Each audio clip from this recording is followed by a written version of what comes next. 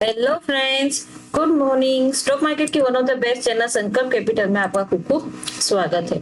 तो आज हम यहाँ पे बैंक निफ्टी का चार्ट देख रहे हैं। बैंक निफ्टी थोड़ा गैप अप ओपन हुआ, देन आफ्टर उस गैप अप को बैंक निफ्टी ने रिकवर किया एंड देन आफ्टर थोड़ा ऊपर जाके स्टेबल होके सस्टेन कर रहा था। अब ये था कि हमें चाहिए था कि हमारी बेटमेंट स्ट्रेटेजी में थोड़ा डाउन होके थोड़ा अप जाके देन आफ्टर स्टेबल रहे। सो टिल 10:45 से लेके 11 o'clock तक हमें अच्छा खासा मैक्सिमम प्रॉफिट मिल रहा था और मोर देन मैक्सिमम हम प्रॉफिट ट्राई कर रहे थे कि आए।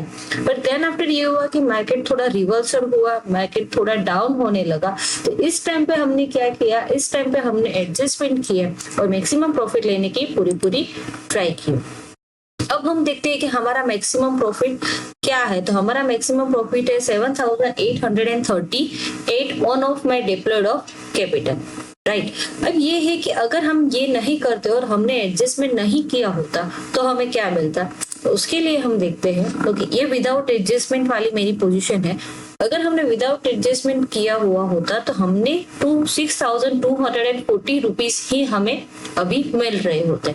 मतलब ये था कि अगर हमें 6,240 रुपीज ही मिल रहे थे तो अगर हमने एडजस्टमेंट किया तो हमें उसका थोड़ा ज्यादा मिल गया। मैक्सिमम प्रॉफिट हम अचीव नहीं कर सकते, तो हमने क्या किया, हमने जो प्रॉफिट मिल रहा था उससे थोड़ा राइज अप, उससे थोड़ा ज्यादा करने की ट्राई की।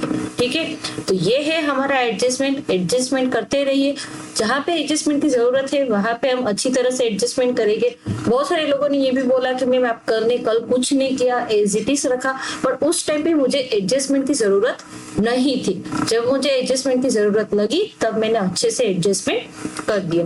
सो this is it for today. If you like my video then please like, share and subscribe. इसी तरह से नई नई स्ट्रेटजीज को यूज करिए और अपना अच्छा खासा प्रॉफिट बनाइए। Thank you.